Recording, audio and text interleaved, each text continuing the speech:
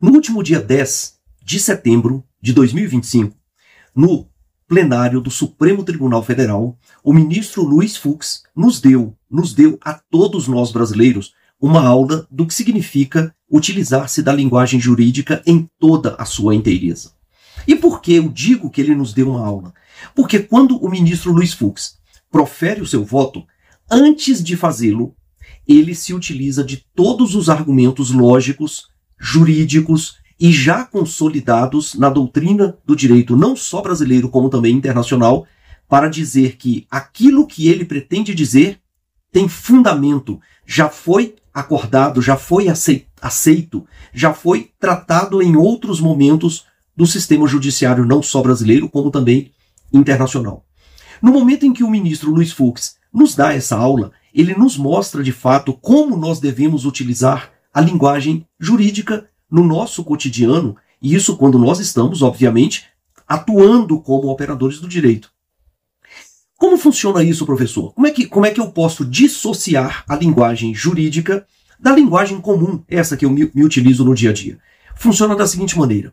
Cícero, o grande orador e advogado do Império Romano, afirmava categoricamente que é impossível uma pessoa utilizar na vida cotidiana a mesma linguagem que ele utiliza dentro de um tribunal.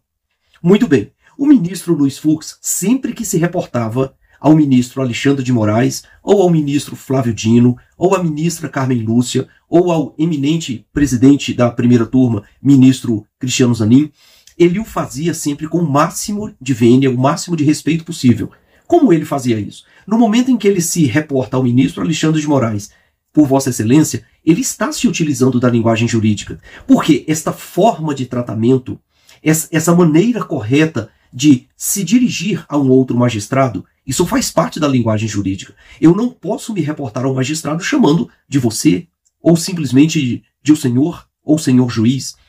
Existe uma forma de tratamento, e isso faz parte da linguagem jurídica.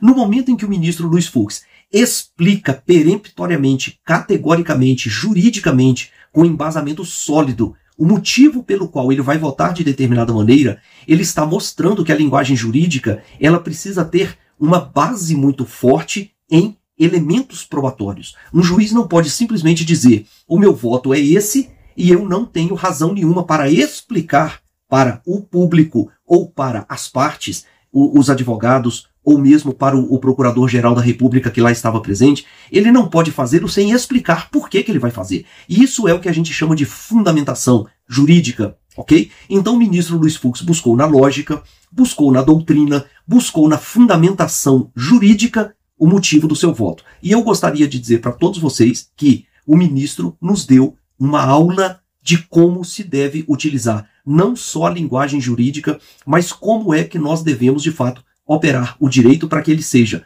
lógico, para que ele seja respeitável, para que ele seja entendido pelo cidadão comum, se possível, porque nem sempre o cidadão comum consegue entender todos esses meandros da linguagem jurídica, mas com toda certeza, todos aqueles que se dizem operadores do direito, que participam desse sistema, sejam eles advogados, membros do Ministério Público, membros da magistratura, servidores em geral dos tribunais, essas pessoas, e os advogados, obviamente, não é? E esses operam o direito no seu dia a dia, e, acima de tudo, os estudantes de direito e os professores das faculdades de direito. Essas pessoas todas constroem um conjunto enorme de operadores do direito que precisam ter modelos bons para operarem bem o direito. Portanto, vai aqui o meu agradecimento ao ministro Luiz Fux, que, sem dúvida nenhuma, é um mestre na arte de se comunicar juridicamente, não só com seus pares, porque a gente percebe que há, da parte dele, um respeito muito grande para com seus pares, mas ele consegue fazê-lo com as pessoas que estão do outro lado da tela, assistindo a um voto tão correto e, ao mesmo tempo, tão carregado de uma linguagem clara, de uma linguagem assertiva e de uma linguagem fundamentada. Muito obrigado, ministro Luiz Fux, muito obrigado, ministros do Supremo, que sem dúvida nenhuma é a casa para a qual quase todos nós brasileiros nos voltamos quando não temos mais nenhuma opção abaixo dela.